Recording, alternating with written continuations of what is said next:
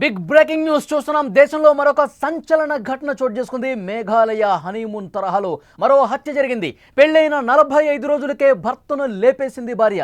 ఆమె 55 ఏళ్ల మామ కోసమే భర్తను హత్య చేసింది. పెళ్లికి ముందు నుంచి మామతో ప్రేమలో ఉంది. సుపారీ గ్యాంగ్తో భర్తను ఆ కిలేడి హత్య చేయించింది. మేఘాలయ హనీమూన్ ఘటన ఇంకా మర్చిపోకముందే దేశంలో ఇలాంటి ఒక సంచలనమైన ఘటన చోటు చేసుకుంది. పెళ్ళైన 45 రోజులకే భర్తను హత్య చేసింది భార్య. సుపారీ గ్యాంగ్తో కాల్చి చంపించింది.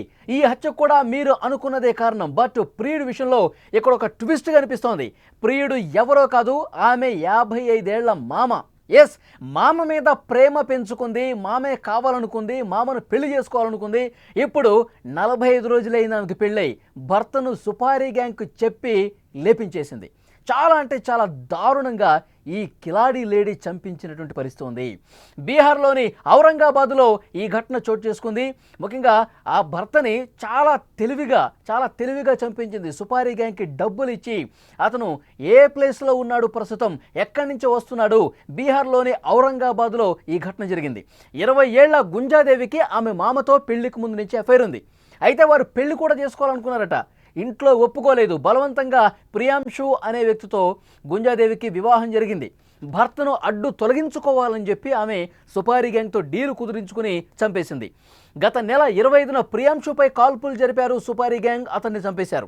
కేసు విచారణ చేస్తున్న పోలీసులకు భార్య మీద అనుమానం రావడంతో అదుపులోకి తీసుకుని విచారిస్తే స్టోరీ మొత్తం బయటపడింది. ఆమె కాల్ డేటా కూడా విచారించారు. మామతో ఎన్నిసార్లు మాట్లాడింది, ఏం మాట్లాడింది, ఎలా సుపారీ గ్యాంగ్తో డీల్ కుదుర్చుకున్నారు, సుపారీ గ్యాంగ్కి ఎంత డబ్బులు ఇచ్చారు, ఎలా చంపాలి, తన భర్త ఏ రోజు ఏ టైంలో ఎక్కడున్నాడు, ఈ డీటెయిల్స్ అన్ని కూడా సుపారీ గ్యాంగ్కి ఎప్పటికప్పుడు చేరవేస్తూ చాలా దారుణంగా చంపించినటువంటి పరిస్థితి. ఈ మధ్యకాలంలో మనం చూస్తున్నాం, భర్తల్ని భార్యలు ఎంత దారుణంగా చంపేస్తున్నారో. దేశం మొత్తానికి కూడా కలవరానికి గురి చేస్తున్న ఈ ఘటనలు. మెడలో 3 ముళ్ళు వేసి 7 అడుగులు వేయాలంటే యువత చచ్చిపోతున్నారు. మాకు వద్దు బాబోయ్, ఈ పెళ్లి మాకు వద్దు అంటూ పెళ్లి కాని వాళ్ళందరూ కూడా యువకులు ఇప్పుడు పెళ్ళంటేనే భయపడుతున్నటువంటి పరిస్థితి ఉంది. మాకు అసలు పెళ్ళే వద్దు, లైఫ్ లాంగ్ మేము బ్యాచిలర్స్గా ఉండిపోతామని కొంతమంది చెప్తా ఉన్నారంటే, దేశంలో ఈ మధ్యకాలంలో వరుసగా ఒకదాని తర్వాత ఒకటి ఈ విధంగా ఇలాంటి ఘటనలు జరుగుతూనే ఉన్నాయి. మేఘాలయ హనీమూన్ మర్డర్ ఎంత దారుణంగా జరిగింది. పెళ్ళైన అసలు 4 రోజులు కూడా కాలేదు, హనీమూన్కి వెళ్దామండి, అక్కడ పూజలు చేయాలి, పూజలు చేసిన తర్వాతే నా ఒంటి మీద చేయి వేయాలి అని ఒక రిస్ట్రిక్షన్ పెట్టి ఎక్కడో దూరంగా తీసుకుపోయి హనీమూన్ అని పేరు చెప్పి అక్కడ సుపారీ గ్యాంగ్కి డబ్బులు ఇచ్చి ఎంత దారుణంగా పీక మీద కత్తి పెట్టి కోసి చంపేసి ఒక లోయలో పడేసి రాజా రఘువంశీ అనే వ్యక్తిని ఎంత దారుణంగా సోనం చంపించిందో దేశం మొత్తం కూడా షాక్ అయిపోయింది. నీకు పెళ్లి ఇష్టం లేనప్పుడు అసలు ఎందుకు చేసుకున్నావు? అమాయకులు ప్రాణాలు తీసే హక్కు నీకు ఎవరిచ్చారు? చాలా దారుణం. అంటే అమ్మాయిల మనసు, అమ్మాయిల మైండ్ సెట్ ఎంత సైకోగా మారిపోతుంది, ఎంత వికృత మనస్తత్వానికి దారితీస్తూ ఉన్నారు. నీకు పెళ్లి ఇష్టం లేకపోతే చేసుకోకూడదు, అంతేగాని ఈ విధంగా దారుణంగా చంపేస్తారా? రోజుల వ్యవధిలో ప్రేమను నటిస్తూ ఒక నిర్మానుష ప్రదేశానికి తీసుకెళ్లి సుపారీ గ్యాంగ్తో చంపిస్తున్నటువంటి ఘటనలు మనం చూస్తున్నాం. మొన్న మధ్య కర్నూలులో, గద్వాల్లో ఏం జరిగింది? తేజేశ్వర్ని ఎంత దారుణంగా చంపేశారు. ఐశ్వర్య తిరుమలరావు కలిసి తేజేశ్వర్ అనే వ్యక్తిని ఎంత దారుణంగా చంపేశారో మనందరికీ తెలుసు. జీడిమెట్లలో మైనర్లు శివ అనే వాడి మోజులో పడిపోయి ఈ అమ్మాయి, ఆ మైనర్ బాలిక సొంత తల్లిని, అంజలి తల్లిని గొంతు కోసి సుత్తితో తల మీద బాది చంపేసినటువంటి పరిస్థితి ఉంది. 1 కాదు 2 కాదు, వరుసగా ఇలాంటి ఘటనలు చోటు చేసుకుంటున్నాయి. అమ్మాయిలు ఎంత దారుణంగా తయారవుతున్నారో ఈ ఘటనలన్నీ కూడా అద్దం పడుతున్నట్టు పరిస్థితుంది. అందరు అమ్మాయిలు అంటలేదండి, అందరు అమ్మాయిల్ని ఒక ఘాటిని కట్టట్లేదు. కానీ కొంతమంది వికృత మనస్తత్వం ఉన్నవాళ్ళు, సైకో మెంటాలిటీస్ ఉన్నవాళ్ళు, చాలా దారుణమైనటువంటి క్రిమినల్ బ్రెయిన్స్ ఉన్నవాళ్ళు, కొంతమంది అమ్మాయిలు ఎంత దారుణంగా ప్రవర్తిస్తున్నారు. అమాయకుల్ని బలి తీసుకుంటున్నారండి.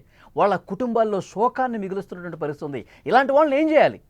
ఇలాంటి వాళ్ళని నడి రోడ్డు మీద ఉరి తీస్తేనే మరొక అమ్మాయి ఇంత దారుణంగా, ఇంత సైకోలాగా బిహేవ్ చేసే పరిస్థితి ఉండదు.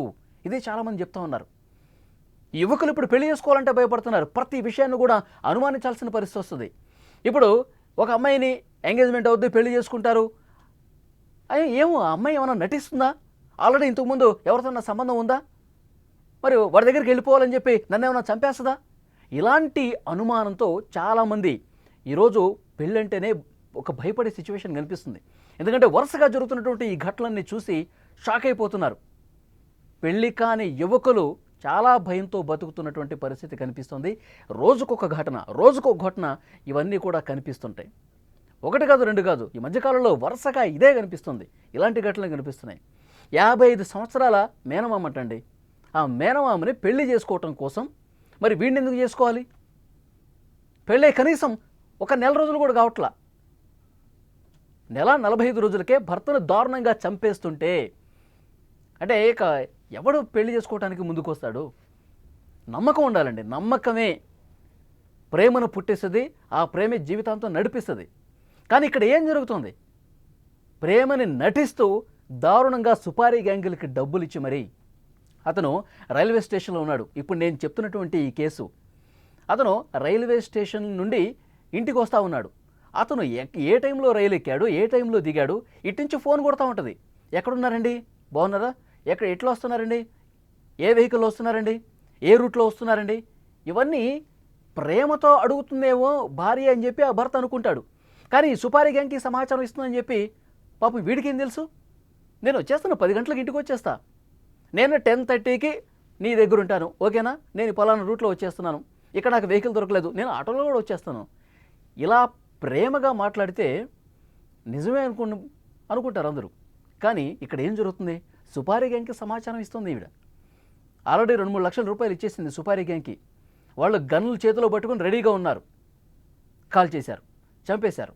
ఆ తర్వాత పోలీసులు చాలా లేటుగా తెలిసింది. ఎవరో దారిని పోయే దోపిడీ దొంగలు ఏమన్నా కాల్ చేశారేమని అనుకున్నారు.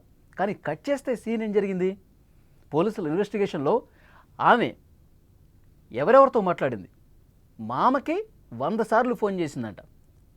ఏదైతే మామ మీద మనసు పెంచుకుందో, ప్రేమ పెంచుకుందో, అతనికి 55 సంవత్సరాలు. పాపం ఈ చనిపోయిన అతను 25 ఏళ్ళు. యువకుడిని పక్కన పెట్టేసి మామతో ప్రేమ ఉంది కదా అని చెప్పి ఆయనతో జీవితం గడపాలని చెప్పి వీడిని చాలా అంటే చాలా దారుణంగా నమ్మించి ప్రేమిస్తున్నట్టు నటించి చంపేసినటువంటి పరిస్థితి ఉంది. ఆ కుటుంబం పూర్తిగా ఎంత విషాదంలో కూరుకుపోతుందండి. వాడు కూడా అసలు ఎంత జీవితం మీద ఎన్ని ఆశలు పెట్టుకుని ఉంటాడు. పెళ్ళైన తర్వాత నా జీవితం ఈ విధంగా ఉండాలి, నా భార్యతో నేను ఈ విధంగా ఉండాలి, నా కెరీర్ని ఈ విధంగా బిల్డ్ చేసుకోవాలని అనుకుంటారు కదా. ఆశలన్నీ కూడా పూర్తిగా అడియాశలు చేస్తూ పూర్తిగా నమ్మి నట్టేట ముంచేసినటువంటి పరిస్థితి ఉంది. కుటుంబాలు కూడా ఒకసారి ఆలోచించాలి. కుటుంబ పెద్దలు కూడా నాకు ఈ పెళ్ళి ఇష్టం లేదన్నప్పుడు ఎందుకు చేస్తున్నారు, ఎందుకు బలవంత పెడుతున్నారు? అసలు పెళ్లి చేయకండి. వేరే వాళ్ళ జీవితాలని పూర్తిగా కూలదీసేటటువంటి పరిస్థితి కనిపిస్తోంది. ఇలాంటి చర్యలు అనేవి కుటుంబ పెద్దలు కూడా కారణం అవుతూ ఉన్నారు. వాళ్ళకి ఇష్టం లేని పెళ్లి చేయటం వల్ల వీళ్ళు వదిలేసిపోవట్లా, బయటికి చంపించేస్తున్నారు. ఎంత క్రిమినల్ సైకో బిహేవియర్స్ కలిగి ఉన్నారు కొంతమంది అమ్మాయిలు. అందుకే ఇలాంటి ఘటనలు జరుగుతూ ఉన్నాయి. మేఘాలయ హనీమూన్ ఘటన మరొక ముందే ఇలాంటి సంచలనమైన ఘటనలు కనిపిస్తూ ఉన్నాయి. పెళ్ళైన 45 రోజులకే ఈ కేసులో భర్తను చంపించేసింది సుపారీ గ్యాంగ్కి డబ్బులు ఇచ్చి. కాబట్టి ఇలాంటివి రెగ్యులర్గా జరుగుతున్నాయి. కాబట్టి చాలా సీరియస్గా, స్ట్రిక్ట్గా, కఠినమైనటువంటి చర్యలు తీసుకుంటేనే ఇవి ఆగుతాయి.